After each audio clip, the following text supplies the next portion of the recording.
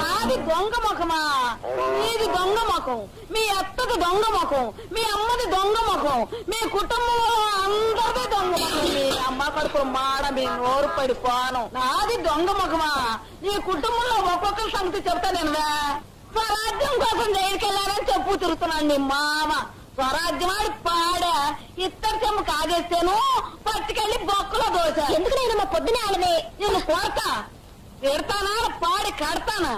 ఆయన కోడంట మన దొడ్డకొచ్చి గుడ్డెట్టిందంట, అది మనం అట్టేసుకు తిందామంట.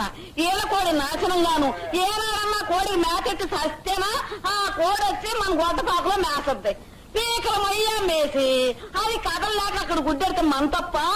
ఈసారి ఆ కోడి రాని దాన్ని కోసి పోలేరమ్మ తల్లికి నైవేద్యం పెట్టకపోతే నా పేరు పాడి సుందరమ్మే కాదు. ఊరుకోనైనమ్మా. నేను నోరు అంటుంటే అడ్డమైన వాళ్ళు వాగుతుంటే నన్ను ఊరుకోమంట.